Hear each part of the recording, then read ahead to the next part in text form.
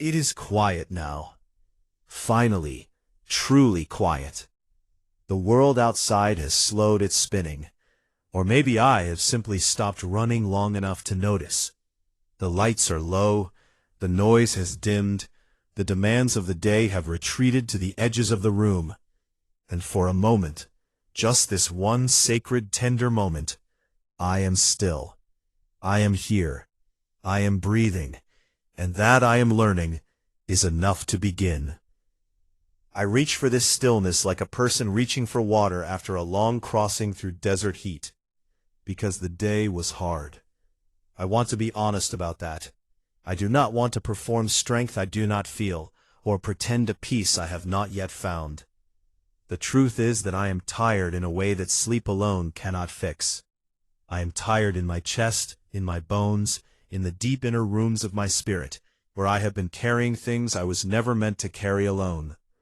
There is a weight on me tonight that I have been dragging since morning, and maybe since long before morning. Since last week, last month, maybe since longer than I can trace with any clarity. I have been holding so much. I have been trying so hard. And tonight, in this sacred hush, between the end of one day and the beginning of another, I am choosing to put it all down, right here, right now, at the feet of someone who has been waiting patiently for me to stop, to breathe, and to let him in. God, I am talking to you, and I know that might sound small, or simple, or even desperate to say out loud, but I mean it with everything I have left in me tonight. I am not coming to you with polished words or a perfectly arranged heart. I am coming the way I always come when I come honestly, tangled, tired, uncertain, and hoping against hope that you are still there, still listening, still capable of making something beautiful out of the mess I am bringing you. I believe you are. I am choosing to believe that even now, even on a night like this when belief feels like a candle flame in a strong wind, I am cupping my hands around it, and I am not letting it go. Let me tell you what has been happening. Let me be real with you the way I have been afraid to be real with anyone else, because somehow the people around me need me to be okay, or I have convinced myself they do. And so I keep folding the hard things into smaller and smaller shapes, and tucking them somewhere inside where they will not be seen. But you see them, God. You have always seen them. And so I want to stop hiding, at least here, at least now, in this holy hush before sleep takes me. The money is a constant fear. I will say it plainly, because I have been dancing around it with euphemisms and practical plans and fake calm for longer than feels healthy. There are bills that sit at the edge of my awareness like a low hum I can never quite silence. There are months that run out before my resources do, and there are nights, too many nights, when I do arithmetic in my head in the dark, and the numbers do not come out right, and something cold moves through me that I can only call dread. I have lain awake with that dread. I have taken it into my mornings, and carried it through my afternoons, and on the worst days I have let it speak to me in my own voice, and tell me that I am failing, that I am behind, that other people have figured something out that I simply cannot seem to grasp. The financial fear is real, God. It is heavy, and I am laying it here at your feet because I do not know what else to do with it. There is emotional pain too. Some of it has a name and a face and a story I can tell, and some of it is older and stranger and does not fully fit into language.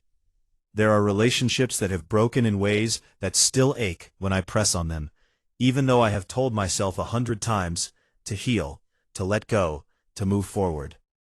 There are words that were said to me that I can still hear as clearly as the day they landed. Words that planted questions in me about my worth, my belonging, my right to take up space and have dreams and expect good things from this life. There are silences from people I needed to hear from. There are absences that shaped me in ways I am still discovering. There is grief I have not finished grieving, over people lost, over versions of my life that did not come to pass, over an innocence that left before I was ready to give it up. I carry all of this with me into this night. And I am asking you, God, to help me set it down. The anxiety. Oh, the anxiety. It is its own particular kind of suffering. It is not one single fear, but 1,000 small fears moving together like a murmuration, always shifting shape, always finding new things to land on. I worry about my health, and then about the health of the people I love, and then about things I cannot control no matter how carefully I think about them. And then about the thinking itself, the endless loop of it, the exhausting futility of trying to think my way to safety. My nervous system has been on alert for so long that I have almost forgotten what it feels like to be at rest. I startle easily. I catastrophize quietly. I rehearse bad news before it arrives. I have built contingency plans for contingency plans, and still I do not feel safe, because safety built on my own control is never actually safe at all. I know this in my mind. I am still learning it in my body, in my breath, in the way my shoulders have been climbing toward my ears since God knows when. And the exhaustion, God, the exhaustion is real. I do not mean simply that I need sleep, although I do. I mean that the kind of tired I am carrying tonight goes all the way down. It is the exhaustion of trying, of showing up, of doing the thing even when the thing is hard, and the reward is slow, and the progress is invisible. It is the exhaustion of being human in a world that moves faster than humans were made to move, of being asked to produce and perform, and optimize, and hustle in a rhythm that leaves no room for the kind of quiet that restores the soul. I am tired of pretending I am not tired. I am tired in a way that has been making me wonder, in my most honest moments, whether I can keep going at this pace, whether this life I am living is sustainable, whether something has to change, because I am not sure how much longer I can hold everything up at once. And I want you to know, God, I want to be fully transparent with you in this moment, that there have been habits I have leaned on to manage the pain. Things I reach for when the weight gets too heavy, and I don't know how to pray my way through it. Escapes that offer temporary relief and leave me feeling emptier than before. I am not proud of them. I am not trying to justify them. I am simply naming them because I believe that honesty is the beginning of healing. And I believe that you already know, and I believe that your knowing has never once made you love me less. But I want to stop. I want to be free. I want to reach for you instead, to learn what it feels like to let your presence be the comfort I have been seeking in lesser places. That is what I am asking for tonight. That is part of what I am laying at your feet. I breathe in slowly. I breathe out slowly.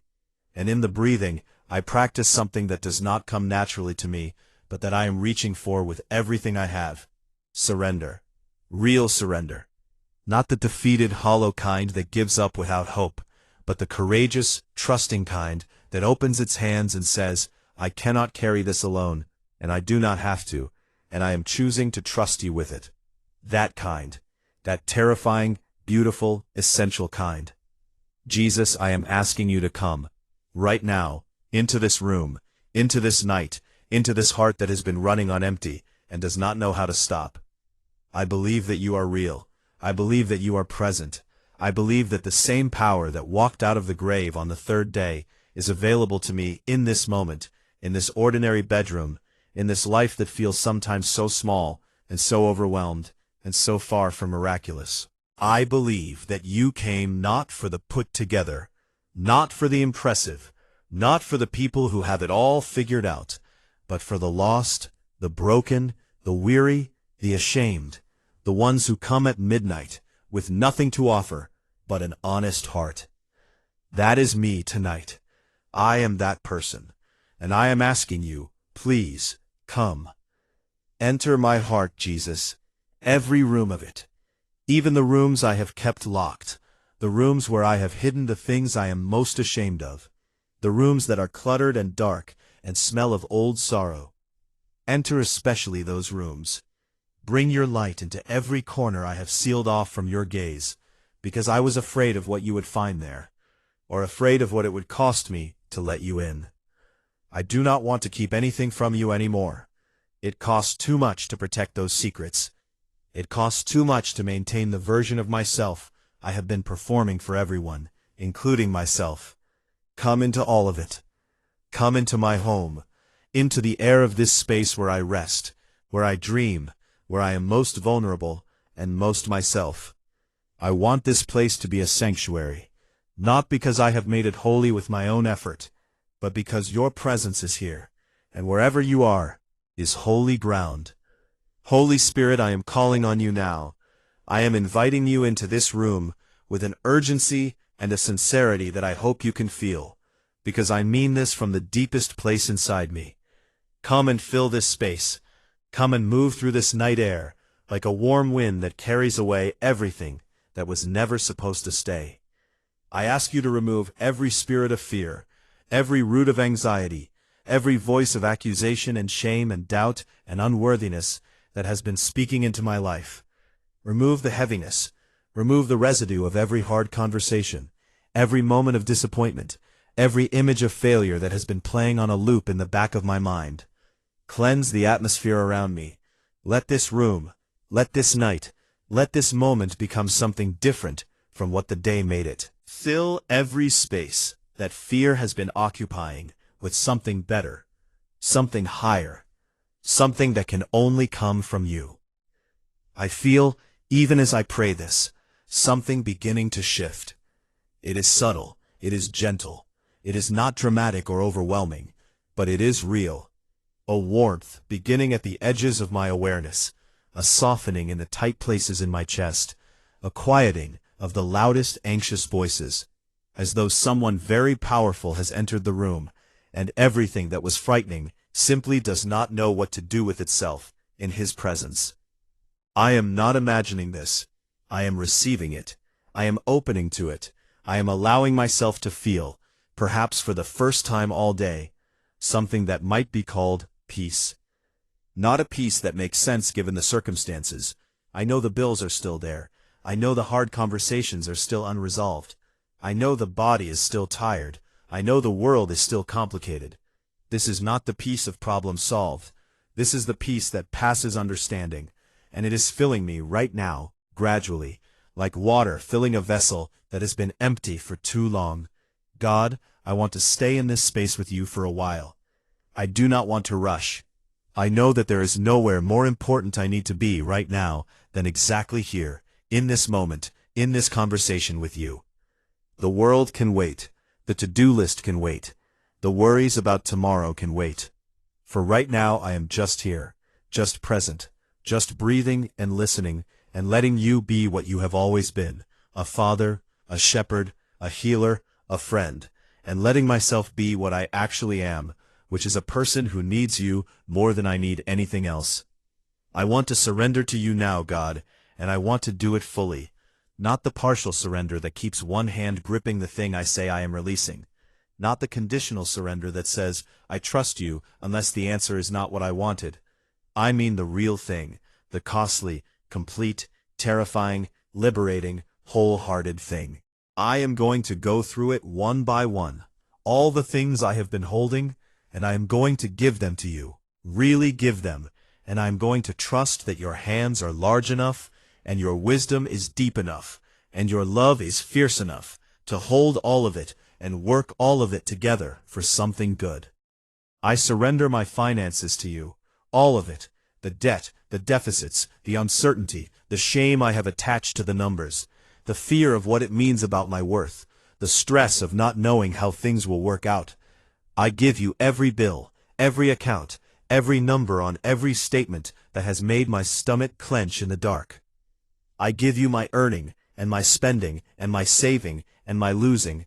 I give you the provision I need, and I trust that you know what I need even before I ask. Your word says that you know, that you see, that not even a sparrow falls without your awareness. And I am more than a sparrow, and you know my name, and you have not forgotten me. I receive that truth tonight like medicine. I take it in.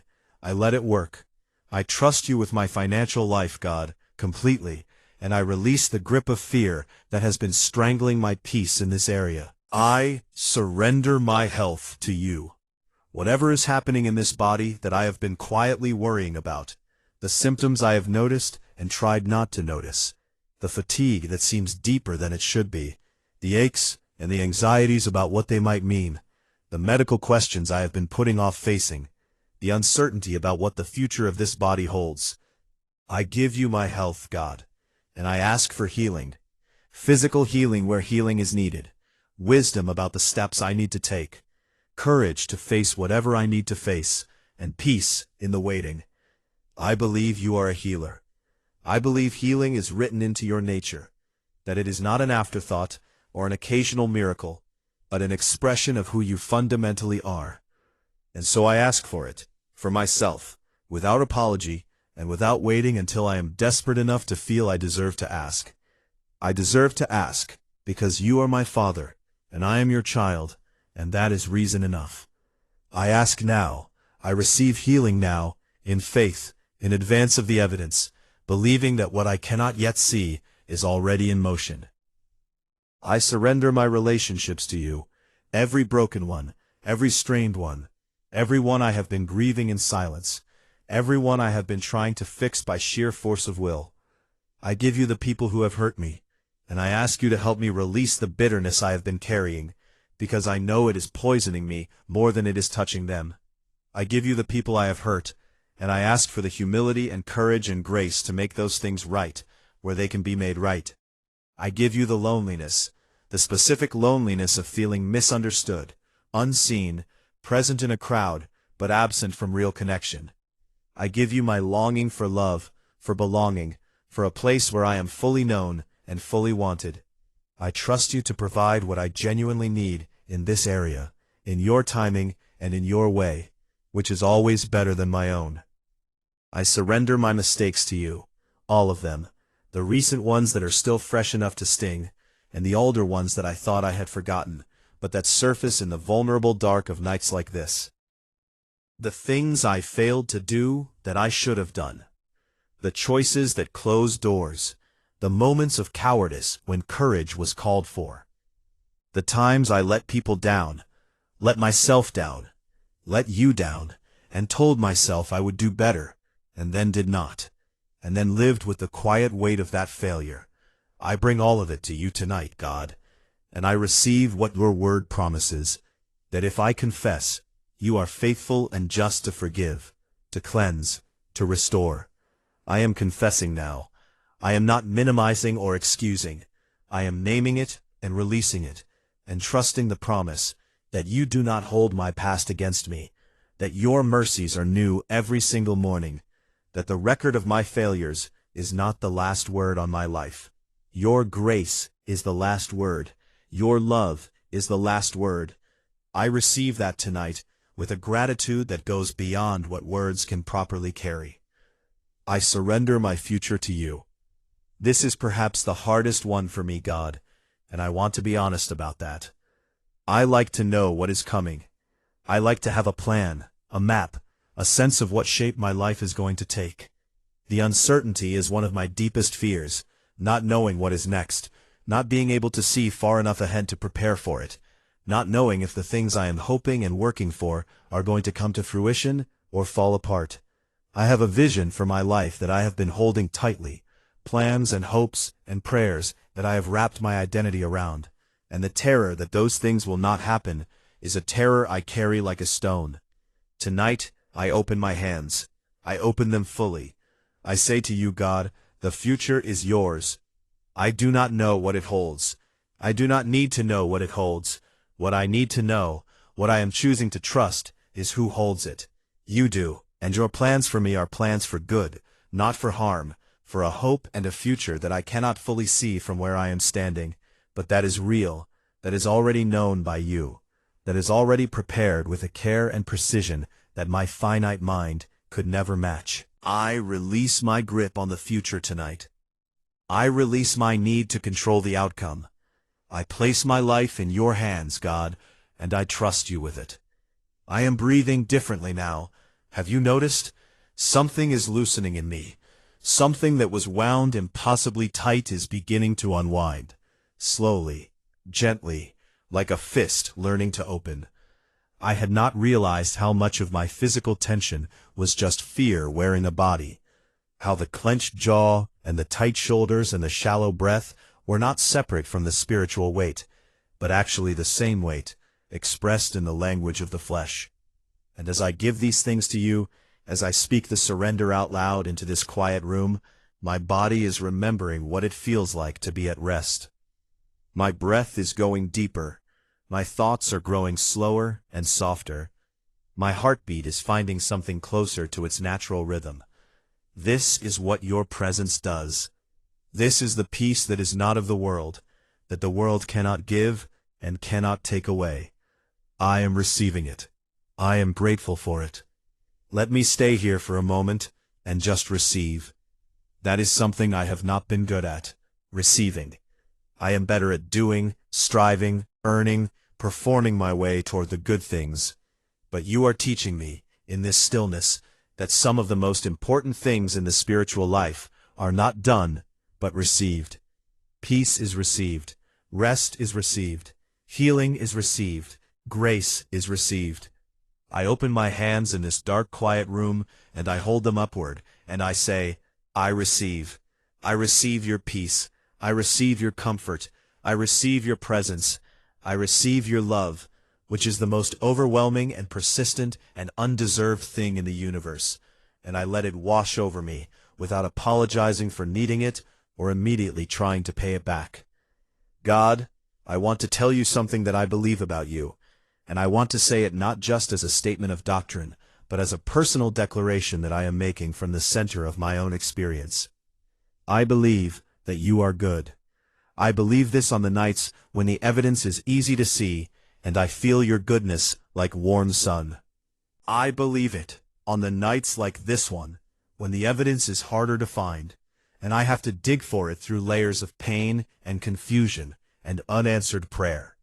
I believe you are good, not because everything in my life has gone according to my preferences, but because I have seen, when I look honestly and carefully, the places where your hand was present, even in the hardest seasons, the grace that came in unexpected forms, the doors that closed to protect me from something I could not see, the people who appeared exactly when I needed them, the inner strength that materialized precisely at the point of my greatest depletion.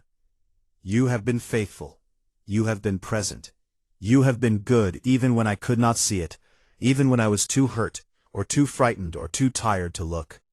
I believe this. I declare it now. And because I believe it, I am making a decision tonight, a quiet, deep, deliberate, costly decision, to no longer live from a place of fear. I am not going to announce this loudly or wrap it in overconfidence, because I know myself well enough to know that this decision will be challenged again tomorrow, and probably before tomorrow is half over. But I am making it tonight, in the presence of God and my own soul, and I am going to keep making it, one day at a time, one breath at a time, one moment at a time. Fear has been running too much of my life for too long.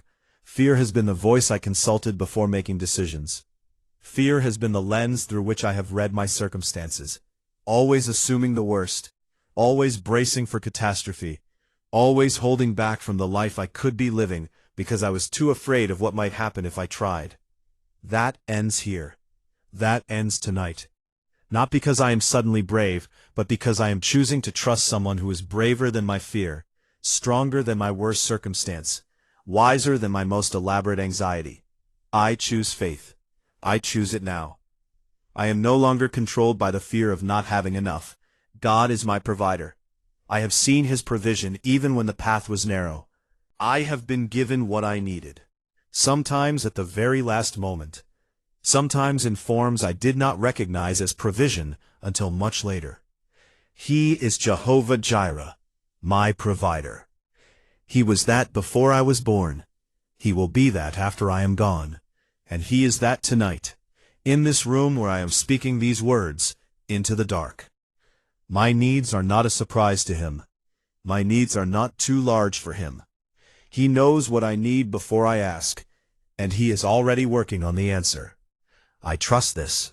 I stand on this. I will not be controlled by the fear of scarcity. I am no longer controlled by the fear of what other people think of me. I have spent so much of my life in the invisible court of public opinion, constantly aware of how I am being perceived, constantly managing my presentation, constantly shrinking or adjusting or performing in response to imagined judgments. But whose approval am I actually seeking? Who is the audience that truly matters? God knows me completely, without edit, without curation, and He has chosen to love what He sees.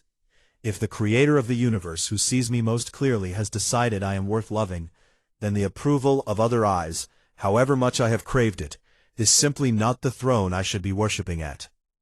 I am releasing the fear of judgment. I am releasing the compulsive need to manage how I am seen.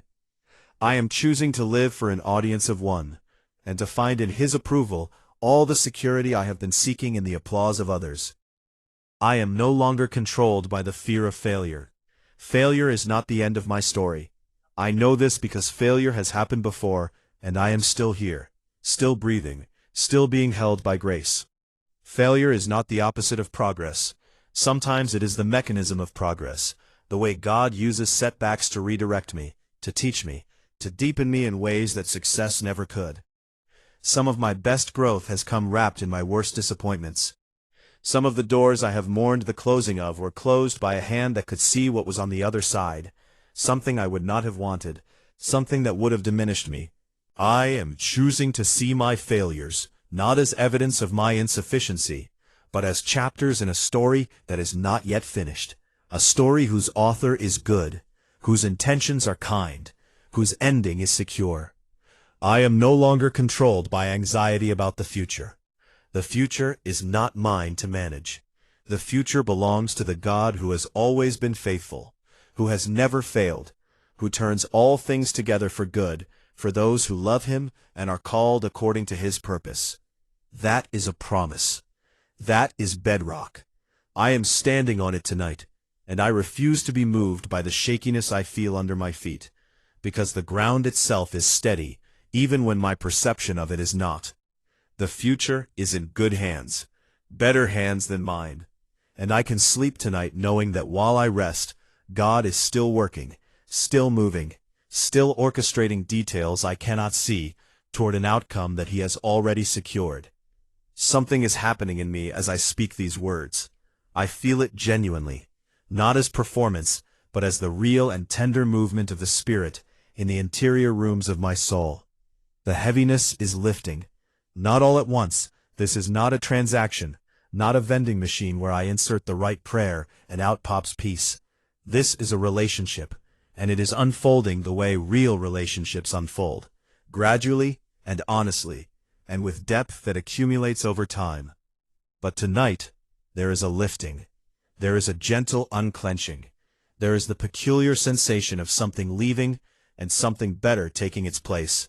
Fear giving way to faith, dread giving way to trust, the storm-tossed restlessness giving way to a calm I did not make and cannot explain. I think of the disciples in the boat, terrified, the waves enormous, the night black and roaring, and Jesus asleep in the stern like someone who knows something they do not. And they wake Him in desperation. Do you not care that we are going to die? And He stands in the storm, and He speaks to it, and the storm obeys. The storm obeys, not because the disciples were impressive or because their faith was perfect. It was not. He would note that too. But because He is who He is, and creation knows His voice. And then He turns to them and He asks, "Why were you afraid?" And I have always found that question both challenging and profound, because the answer seems obvious. There was a storm. And yet His question implies something about the nature of faith that I am still learning.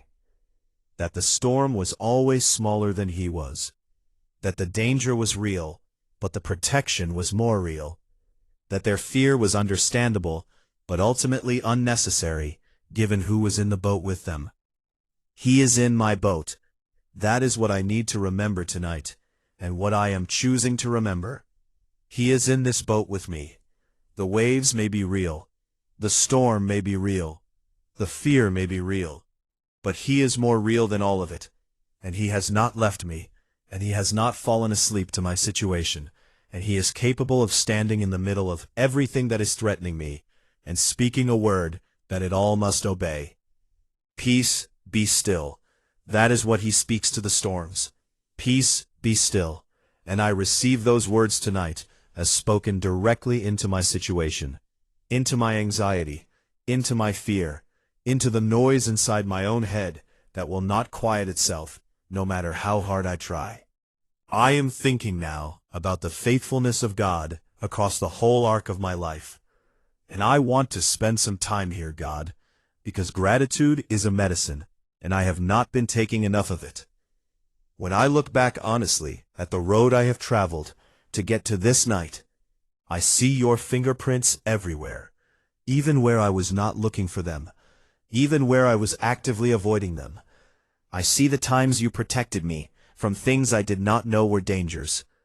I see the relationships that came at exactly the right moment, the words from unexpected sources that landed exactly where they needed to land, the second chances I did not deserve and received anyway, the quiet inner strength that appeared precisely when I had reached the bottom of my own reserves. I see the morning that came after the night I thought would not end. I see the provision that arrived when my logic said there was nothing left to come. I see the grace upon grace upon grace. And I am grateful, God. I want to say that clearly, not as a formality or a ritual conclusion, but as the deepest expression of what is actually in my heart right now. I am grateful that you exist. I am grateful that you are the kind of God who became human to be close to us, who chose the manger and the cross over the distance of divinity, who descended into our pain rather than asking us to ascend to your glory. I am grateful that you are a God who hears prayer, not a distant, unmoved force, but a Father who leans in, who listens, who is moved by what moves us, who weeps at what grieves us, who rejoices at what brings us joy. I am grateful for every hard season that grew me, even the ones I would not have chosen, because I can see now, or at least I am beginning to see, that the hardest seasons produce the deepest roots, and the deepest roots are what I need most in the storms. I am grateful that you never gave up on me. On the days when I gave up on myself, when I decided I was too far gone, or too broken, or too messed up to be salvageable, you continued. You continued to pursue. You continued to knock at the door of my heart, even when I had locked it from the inside, and turned up the noise so I would not have to hear the knocking. You were patient in a way that I frankly cannot fully comprehend, that goes so far beyond what I would have been capable of in your position, that it reveals the entire difference between divine love and human love. You are not like me. Your love is not like mine. Yours does not run out, does not get offended and leave, does not keep a running record of wrongs that it eventually stops bothering to forgive. Yours is new every morning.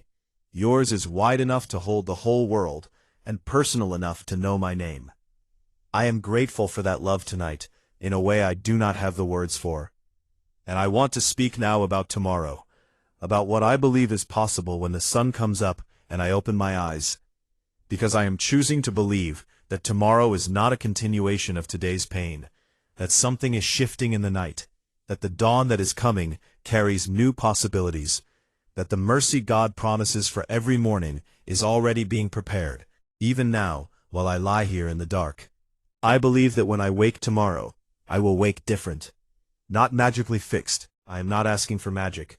I am asking for the kind of transformation that is supernatural in origin and yet feels real and organic and gradual. A lightness I did not have before. A clarity that was obscured yesterday by the fog of fear and exhaustion. A sense of purpose that the weight of the day had buried, but that the night, spent in surrender and prayer, has uncovered. I believe I will wake with fresh eyes, not eyes that see a different world. The world will be the same world, but eyes that see it differently, with a frame of faith instead of a frame of fear, with a perspective oriented toward possibility rather than fixed on the problems. I will wake with a body that has rested, that has released the tension it has been holding, that has been ministered to by the Creator who knit it together and knows exactly what it needs. I will wake with a mind quieter than it was last night, not because the challenges are gone, but because I have placed them into hands that can actually hold them.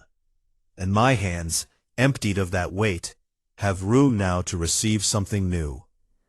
I will wake with a spirit renewed. That is the word that comes to me. Renewed, the way a dry garden is renewed by rain, the way a fire is renewed by breath, the way a person is renewed by sleep, when sleep is more than biological necessity and becomes an act of trust.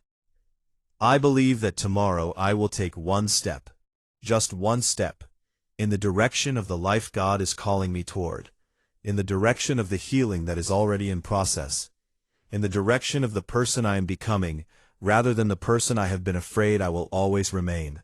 One step, that is all. Because I have learned that transformation is not a leap, but a series of steps, and the size of each step matters less than the direction and the consistency, and the momentum that builds from one faithful step is often the thing that makes the next step possible. I am going to take one step tomorrow, and then another, and then another, and God is going to be with me in every single one. I believe that the financial situation is going to shift. I do not know how, I do not know the timeline, but I believe that God is already working on the answer, already opening doors I cannot see, already aligning circumstances and opportunities, and connections that have not yet entered my field of vision. I believe that lack does not have to be the permanent condition of my life. I believe that as I steward what I have, as I make decisions with wisdom and prayer, as I stop operating from scarcity and start operating from faith in a God who owns the cattle on 1,000 hills, things will change. They are already changing. The shift I am looking for has already begun in the spiritual realm, and what begins in the spiritual realm eventually makes itself visible in the natural. I hold this belief like a seed, and I water it with gratitude and trust and the expectation of harvest. I believe that my relationships are going to deepen and improve, that the right people are going to find their way into my life, people who are genuinely for me, who carry light, who sharpen me and encourage me and challenge me toward the best version of myself.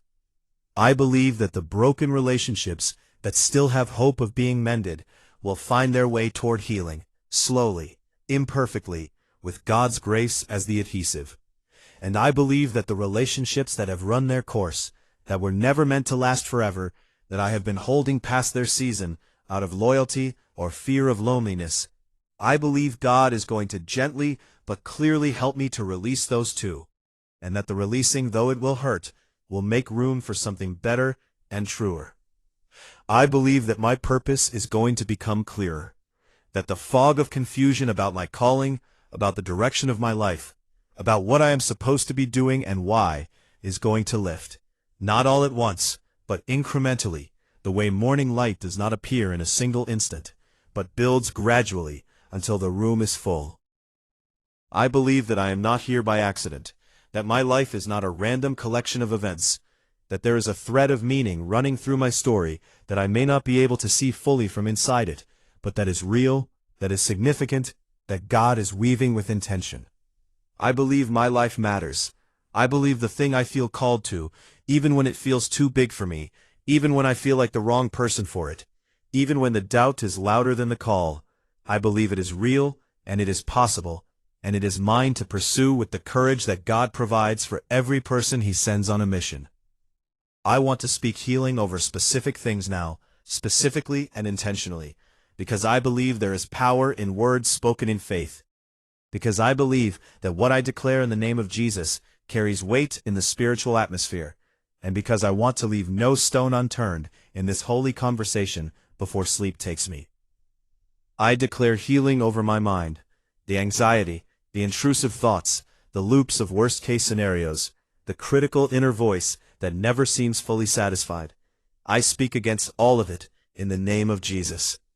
I declare that my mind belongs to God and is being renewed by His Spirit. I declare that I have the mind of Christ, peaceful, clear, grounded in truth, oriented toward the good. I declare that anxiety does not get the last word in my thought life. I declare that the thoughts that are worthy of my attention are those that are true, honest, just, pure, lovely, of good report, virtuous, and praiseworthy, and I am choosing, one thought at a time, one day at a time, to to practice the discipline of filling my mind with these things. I declare mental peace. I declare clarity of thought. I declare freedom from the loops that have been running without my permission. I declare healing over my emotions, the grief I have been carrying, the woundedness from old pain, the depression that sometimes descends without warning, the loneliness that aches in the middle of ordinary moments. I speak healing over all of it. God is the God of all comfort. He is near to the brokenhearted. He saves those crushed in spirit. He bottles our tears. He sees the sorrows we hide from everyone else. And He is in the business of making broken things whole, not merely patching them, not covering them with a veneer of coping, but genuinely restoring, healing from the inside out, replacing mourning with dancing, ashes with beauty, the spirit of heaviness with a garment of praise. I declare that healing is at work in me emotionally. I declare that I am not stuck. I declare that the past does not define my capacity for joy, that wounds can heal completely, that wholeness is not a fantasy, but a destination I am moving toward every day, carried by grace. I declare healing over my body. Every place where disease or discomfort has established itself, I speak life over it. I speak strength. I speak restoration. I speak every cell functioning as God designed it to function, every system working in the order God created it to work, every process of healing and regeneration that God built into this body, accelerating in the direction of wholeness. I believe God heals. I believe God heals through medicine, and through the direct action of His Spirit, and through rest and nutrition, and through the mystery of His sovereign will. I ask for all of it. I thank Him in advance for the healing that is already in progress, even when the evidence in my body has not yet caught up with the declaration of faith in my spirit. I declare freedom over every habit, every pattern, every cycle that has been keeping me from the fullest expression of the life God has for me. The things I reach for that do not serve me, the ways I cope that leave me emptier than I started, the patterns inherited from pain and passed on through unconscious repetition. I speak against their hold on me. I am not a slave to the past. I am not a prisoner of my own history. I am someone whom the Son has set free, and whom the Son sets free is free indeed. I declare that freedom in its completeness, not the partial freedom of white-knuckled willpower, but the true freedom of inner transformation that only the Spirit can work. The kind that changes not just behavior, but desire, that gives me not just the ability to resist, but the genuine preference for what is good. I declare that I am walking in that freedom. I declare that the chains are breaking. I declare that the most powerful chapter of my life is not the one I have already lived, but the one that is coming, the one being written right now, tonight, in this holy space of surrender and prayer. I am so tired, God. And I mean that tonight not as a complaint, but as a gift. The tiredness of someone who has worked hard and given much, and is now offering you the rest. I am giving you my sleep. I am asking you to be present in my resting, to speak to me in dreams if you choose to speak that way, to do the work in the night that I cannot do in the day, to continue the healing and the renewing and the repositioning that you began in this prayer. I am asking that my rest tonight be genuinely restorative, not just biological, but spiritual, that I rise in the morning not merely less tired, but genuinely renewed, carrying something of tonight's peace into the new day. Guard my sleep, God. Guard the edges of this night. Let no fear invade this rest, no nightmare undo the peace you have given, no anxious thought ambush me at 3 a.m. and drag me back into the loop. Post your angels at the doors of this place.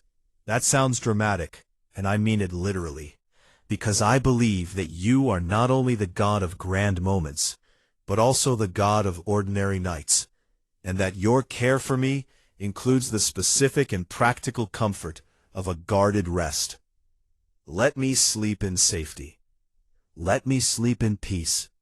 Let me sleep as a child sleeps, in the presence of a parent who is awake and watching, without anxiety, without vigilance, without the need to keep one eye open just in case, because the one who keeps me neither slumbers nor sleeps, and I can lay down my watching, at last, into his. I think about the listener now.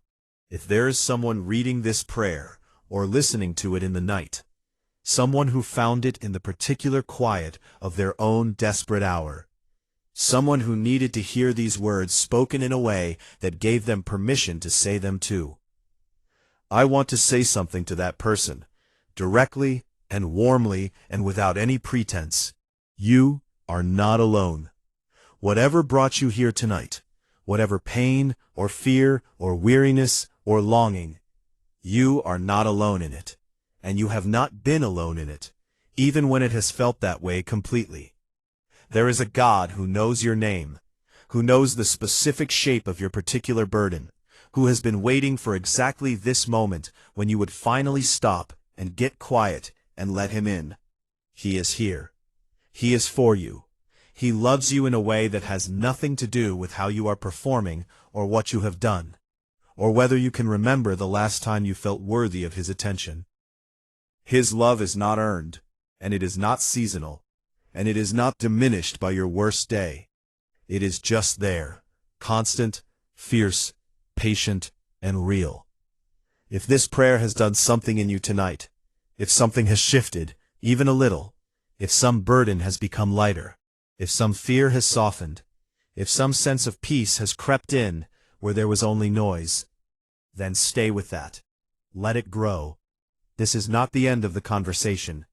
This is the beginning of a practice, a daily return to this place of surrender and presence, an ongoing relationship with the God who meets you here every single time you come. Come back tomorrow night. Come back when the day has been hard. Come back when the day has been good and you want to share it. Come back with your doubts and your gratitude and your questions and your praise. He is always here. And every time you come, you will find that he was waiting. If this prayer has meant something to you, if it has been a companion in the night, if you want to find your way back here, then I would love for you to stay connected, to like this video, to subscribe, so that you are notified when new prayers and meditations are offered, to leave a comment if you feel moved to share what this night has brought you. Your presence in this community matters. Your voice matters. The simple act of saying, I needed this, or this helped me tonight, or I prayed this prayer alongside you, does something for others who are in the same night, the same struggle, the same reaching. You never know whose life is touched by the witness of your own. So stay connected, return when you need to, and know that every prayer offered in this space is offered sincerely, with genuine love for whoever finds their way to it. But for now, for this night, I want to come back to just the two of us, me and God. This quiet room, this last, long exhale of the day. God, I am almost asleep. I can feel it at the edges, the warmth and heaviness of a body that has released its tension, the slowing of thoughts that have finally found a place to rest. I do not want to leave this space entirely, because something sacred has happened here tonight. I have been honest with you in a way I am not always brave enough to be. I have surrendered things that I have been gripping white-knuckled for far too long. I have received, to the best of my ability, the peace and the love and the presence that you have been waiting to give me. And I feel, genuinely, not merely as a hopeful assertion, but as an actual felt experience, different than I did when I started.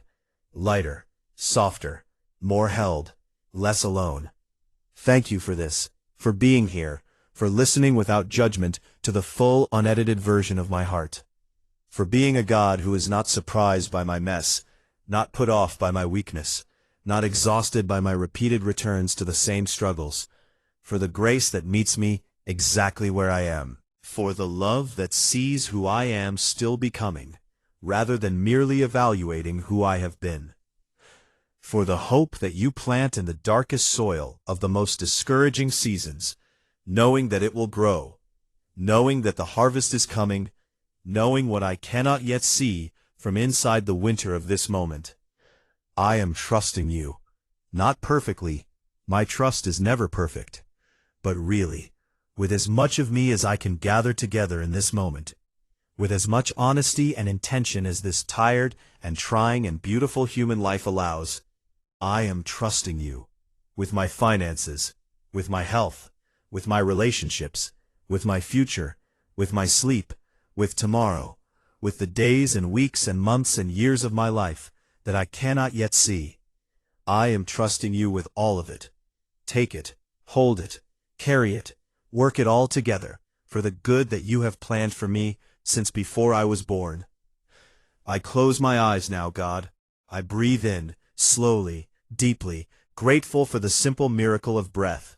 I breathe out, releasing, letting go, making space. I breathe in, receiving your peace, your presence, your love. I breathe out, surrendering, trusting, resting. I breathe in, I breathe out. I breathe in, I breathe out. I am held, I am loved, I am safe, I am not alone. Good night, God. Thank you for this day, even in its difficulty. Thank you for this night, even in its quiet. Thank you for this life, even in its complexity. Thank you for this moment of meeting, for this holy, ordinary intersection between my weakness and your strength, my fear and your peace, my smallness and your vastness, my very human need and your very divine sufficiency. I am yours. I have always been yours. I will wake tomorrow still yours, and that is the only certainty I actually need. Good night. Sleep, rest, and let the morning come.